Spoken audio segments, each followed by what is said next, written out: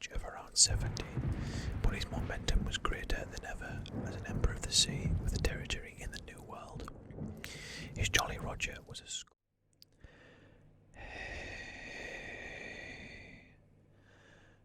It's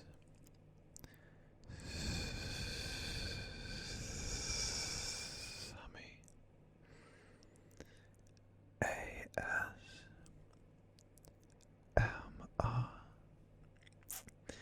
and today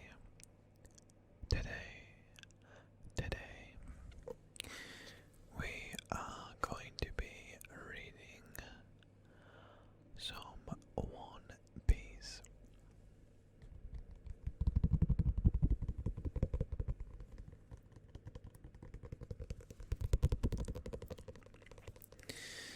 So,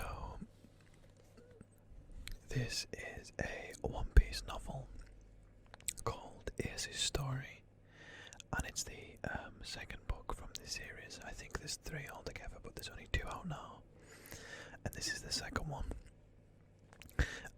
Couple of things to go over before we start. If you want to skip right to the reading and just head to the next section of the video, it should be all segmented properly, so you can just skip the intro if you don't want to listen, because it is important. Even if you're not interested in the One Piece anime or the One Piece manga, I hope that I can use this video as a little bedtime story, bedtime reading to help you go to sleep, to help you relax anyway. I'm going to be whispering the whole time, so it should be tingly. I'll change sides as much as I can. And there also will be some layered background noises, and in fact I think we're going to do some layered rain noises with this one, so cue them. And if you are interested in One Piece, there will be spoilers in this, so if you haven't read the first one, make sure you do that first. And I'm not the fastest reader, so this will probably be split into a couple of videos. I think for the first one I'm just going to read the first chapter and then get that uploaded, and then I will sit down and probably record the rest in the same manner, just in case I do want to upload the rest as other videos too. But whether you've read the story already, whether you want to read it along with me, or whether you're here just for the tingles, I appreciate you for all 3 of them things. I guess while we're here, if you could like the video, subscribe if you're not subscribed, hit the bell icon if you haven't hit that already, because I'll give you notifications every time a video of mine goes live, which is what you want because you don't want to miss a video. And then also comment down below, because that really helps the channel as well. So I appreciate you if you do any of those things. And yeah, looking forward to reading this one. I have my One Piece mug with me with some lemon and ginger tea in it, because fun fact, ginger is really good if you have any sickness or nausea, which I am currently recovering from. So yeah, and in general, herbal tea like this is a lot better for you than normal English tea with milk and sugar. So yeah, but with that being said, I'm going to stop boring you and get into the reading. So yeah, let's get started. Okay, so I have the book right in front of me, and actually we are going to be starting off with the prologue. It's a couple of pages long, so we'll see how we get on with that. And yeah, hopefully we'll get into the first chapter and into the good stuff. So yeah, here we go. 3 years before the pirate named Monkey D. Luffy left on a voyage of his own, this is the story of Luffy's foster brother, Portgas D. Ace. Gold Roger was the only man in history to conquer the Grand Line and become king of the pirates. Enough time has passed since his death for an infant to grow into a is the great age of piracy, a time of adventure and seafaring in search of Roger's legendary treasure, the One Piece. There are as many pirates on the sea as stars in the sky, and the most powerful of all of them are called Emperors of the Sea for the way they rule over the New World. Together they are called the Four Emperors. The world government attempts to counterbalance the Emperors' expanding power by establishing the Navy headquarters at Marineford and establishing a team of privateers called the Seven Warlords who have the legal right to pillage. If these three great powers are thrown out of balance, the world's uneasy peace should come crumbling down. The greater each faction's power becomes, and the more they fight, the more precious the future seems. Power and governance, alliances and betrayals. The world is in a state of both peril and excitement, shining with the allure of the unknown and driven by the engine of greed. In other words, it is an age of that which knows no boundaries, the dreams of humanity. A prow in the shape of a white whale split the waves. The massive ship that followed, it cruised through the choppy sea. In the captain's cabin, the man who commanded the ship sank back into his chair and chuckled heavily. Portgas D. Ace of the Spade Pirates refuses to join the Seven Warlords. Feisty kids in the Grand Line these days. So he turned down an offer to join the Seven Warlords, eh? He said. A promising rookie pirate of a Navy Vice Admiral, and set sail from the Sabaody archipelago on a ship coated for undersea travel. The newspaper contained an article about it with a picture of the pirate. D, the captain murmured, rubbing the white hairs growing on his face. How many years have these guys been around? Why is a young guy like this in such a rush? I'm coming in, Pops, said a man carrying a tray as he walked through the cabin doorway. He wore a white cook's apron, knee-length pants and a cook's tie. He was clearly the ship's kitchen master. Hey Thatch, the sea turtle soup was fantastic. Sea turtle? Today's soup was sea viper. Right, that's the one. It's got my stomach on fire. That's because it's a stamina building soup and it's packed with nutrients. This is your after dinner medicine, said Thatch the cook, leaving the medicine on the table along with some more water. What? You've got another pill to take starting today, and you better take it. Who are you? My doctor. If you don't take that, Pops, the ship's dog will yell at me instead. Your health is everybody's concern, said Thatch. The man he called Pops grudgingly picked up the pill from the table, stuck it in his mouth and washed it down with water. Tastes like crap. Well, you know what they say about good medicine. Drink more water to wash it down your throat. Who are you, my mother? The 4th Division of the White-Beard Pirates is in charge of the kitchen, Thatch said. Then he clapped his hands with recollection. Oh, by the way, I heard that Jinbei is returning. What? He already left? No, but he said he didn't need a send-off. Nonsense. The man stood up from his chair. He cut a bold figure. He'd been a major rival of Gold Roger, King of the Pirates. He was at the ripe age of around 70, but his momentum was greater than ever as an Emperor of the Sea with a territory in the New World. His Jolly Roger was a skull bearing his long white moustache, and if anyone was foolish enough to raid a land that flew that flag, his 16 division commanders and the dozens of smaller pirate gurus affiliated with the fleet, a force of 10,000s, would come bearing down.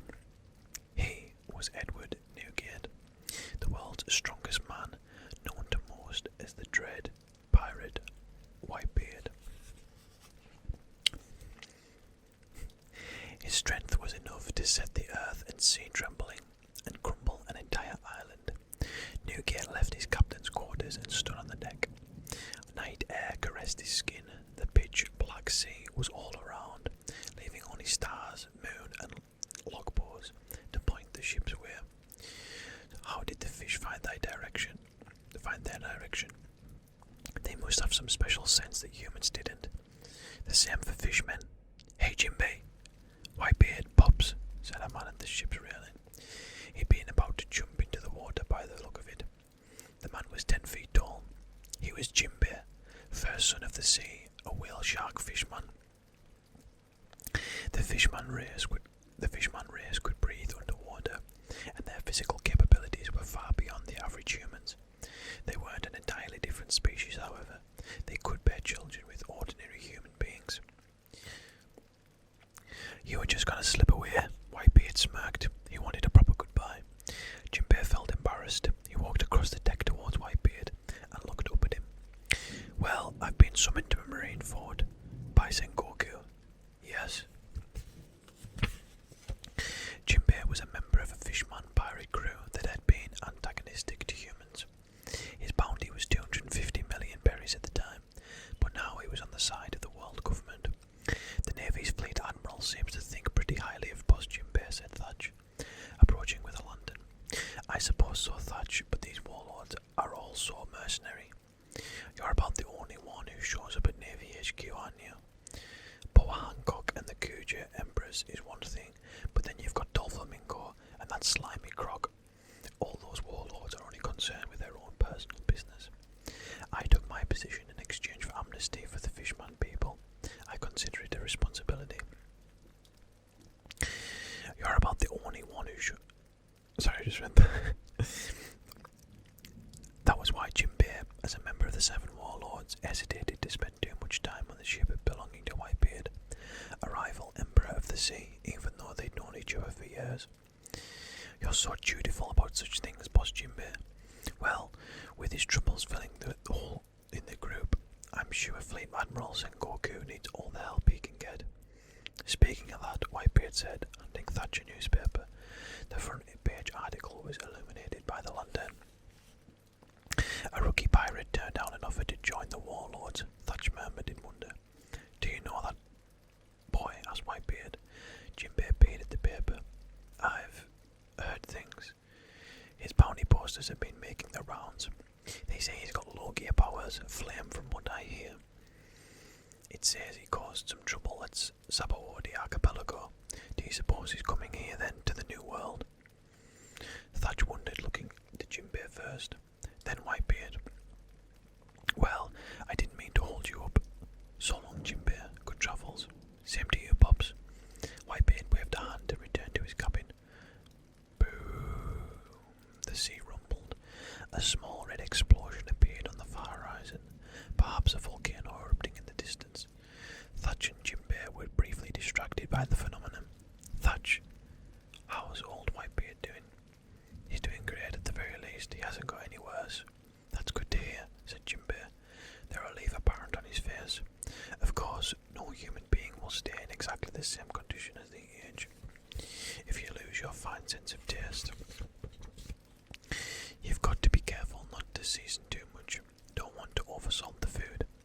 Maybe it's not my place to say this, Thatch, but take care of Whitebeard. My people owe him a great debt. I know, Boss Jimbei, said Thatch, taking his hand. Everyone knows about Pops. Good. I've got to go now. Be careful out there. Oh, and if you learn anything about this kid from the newspaper, let us know. Of course, you don't disregard a youngster who spurns the Seven Warlords to go into the New World. There was no saying what such a person was thinking or what he might do. Podcast D. Ace. With one last rumination of the name, Jimbei leapt over the railing of the ship. His massive form plunged into the water and promptly disappeared into the darkness of the sea. And that is the prologue finished. On to chapter 1. Okay, so I don't want to make this video too long, but the chapters look like they're split up into parts, so we probably won't read all of chapter 1 in today's video, but we'll at least try and get through 2 of the parts, so hopefully you're enjoying it. If you have got this far in the video, let me know in the comments down below and let me know what you think of the book so far. The continuous continent that rings the globe and splits it into 2 halves is called the red line. Now imagine there's a perpendicular line that intersects the red line, starting from Reverse Mountain. That would be split the world into 4 seas: the East Blue, West Blue, South Blue, North Blue. 2 windless stretches parallel to the Grand Line called the Calm Belt separated from those seas and prevent sea travel across them. Thus, the world has 5 major seas with the Grand Line as a central axis. About 800 years ago, over a period called the 100-Year Void, according to the poneglyphs, a great kingdom was laid to waste by 20 kings and their clans. Those kings enacted a new world government and ruled over the capital city of Marijois as a new sovereign class, the Celestial Dragons. This story is simply cobbled together from the theories of renowned historians and those exiled from the sacred capital. The truth is quite unclear. All texts and records have been lost to time, and the only medium relating the voices of the past are words carved into ancient stone that is not broken down by the elements. At present, the government's order is preserved by the Navy's military power through the ultimate authority of the 5 elders, who serve at the pleasure of the supreme class, the Celestial Dragons. Member nations of the world government acquire rights, responsibilities, and security through an attendance at the council meeting known as the Rethery. But unaffiliated countries and lands exist in more and more regions. The most distant of these are the territories of the 4 emperors, with occasional examples of dual affiliation, such as member states that are also under the influence of major pirates. Section 2. Sacred Marijois is along the Red Line on the opposite side of the world from Reverse Mountain, 10,000 metres directly below it. It's an underwater cave on the sea floor that acts as a relay point between the first half of the Grand Line and the second half, known as the New World. This relay point is none other than the Ryukyu Kingdom, often called Fishman Island. The main island of Ryukyu Kingdom was inside a gigantic air bubble. At the end of the little interior harbour, a ship that had been coated for undersea travel was docked. Up above was a smaller bubble containing King Neptune's palace, connected to the island by special travel tubes. I've never witnessed such a sight. It's so beautiful, my word, muttered a masked man, jotting notes in a little memo book. It was light, pale orange from the sunset. The grand sun tree, Eve, stood over 10,000 metres tall and brought the light from the surface down to the seafloor through its trunk. It was nearly night time up there. Down here, inside a special resilient bubble made from the tree sap, a combination of light and oxygen supported a unique ecosystem. Coral, plants, and even forests 10,000 metres below the surface. Fishman Island was its own special biotope. Because of its oxygen, it could support not just fishmen who could breathe in the water, but humans as well. Beautifully scary. Maybe this is what aquarium fish like. Don't read that, Wallace, snapped the masked man, closing his book when someone started reading it out loud over his shoulder. You should let me read that sometime, Juice. What do you call it? An adventure journal? Mihal taught me how to read. Wallace was the curious type. His spiked fins made him look menacing and mature, but in fact he was closer to boyhood. He was a weedy stinkfish fishman. It's good that you're learning, but this is more of an outline for my own benefit than something to show others. I'll look for a good proper adventure book to give you later. Books are rare on Fishman Island. The water ruins the paper. I see. Yes, that's a very clever observation. The man in the mask appropriately named Masked Juice, which, if you guys have read the first one, you'll know who that is. Liked to write story ideas in his book too. His dream was to write a nautical adventure novel one day in the style of Louis Arnott's Bragmen. At any rate, I'm glad we made it safely. They say 70% of human ships trying to reach Fishman Island sink in the process. Your homeland is a beautiful place, Wallace. I can see why so many pirates risk their lives for a chance to visit it. Juice's pirate crew was travelling the Grand Line, and after causing a major incident at Sabaody Archipelago, they had made their way under the waves with their ship properly coated. Their vessel, the Peace their vessel, the Peace of Spadil. Hopefully I pronounced that right. Successfully completed a voyage that failed 70% of the time and docked at Fishman Island. This was surely thanks to the help offered by Wallace, a former resident of the place, who knew how to manage the seafloor. Sure, but I wasn't raised here. I grew up in the Fishman district. Huh, there are other islands. You saw that enormous sunken ship on the way here, didn't you? It's called the Noah.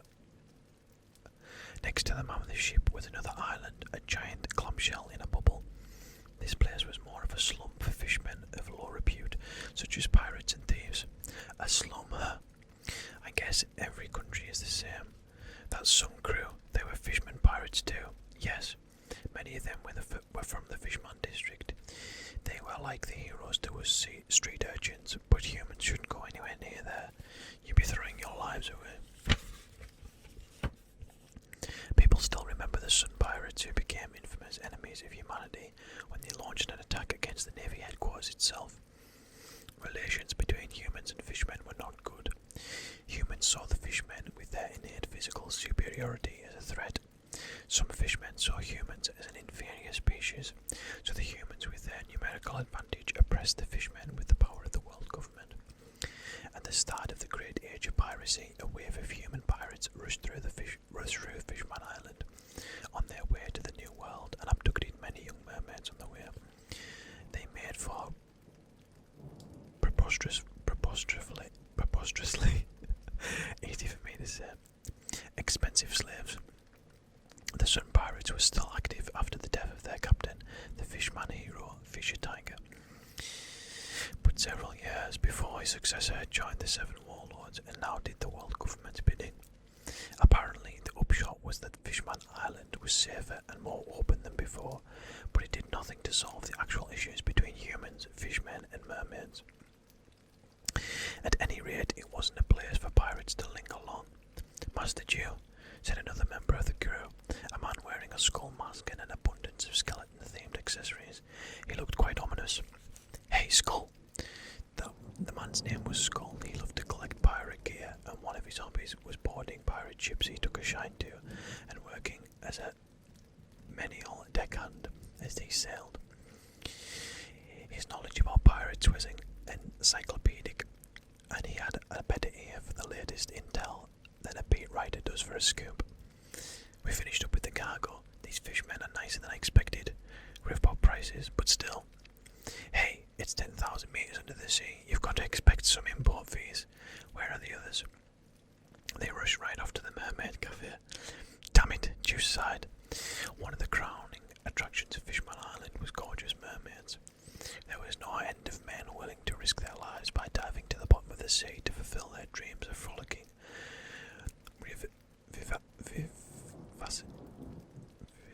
Vivacious. I can't say that word. I'm bad at English. Vivacious, mostly bare-skinned young mermaids, when the only thing separating you from death was a wooden plank. This was a paradise worth making your life's final destination. You mean they went to the bottom of the sea just to visit a rip-off cafe? Our captain's with them, I assume. Skull mumbled and took a while to find the words. Master Ace was with them until recently. Again. Yes, again. He wandered off. Normally you'd call this getting lost. But their captain was the type of man who claimed that the Spade Pirates were wherever he was, so he didn't realise how bad his problem really was. And I think that's where we're going to end the reading for today. So we'll pick up next time on section 3 of chapter 1. If I do decide to continue uploading these to my channel, whether you're a One Piece fan or not, I hope you enjoyed this video today. I don't read a lot, and I tend to only stick to manga, so reading a novel, albeit a manga novel, was something a little bit different, and I enjoyed it. Hopefully the layered rain sounds give that extra relaxing atmosphere and tingles that you need from an ASMR video, and hopefully my whispers were also good. So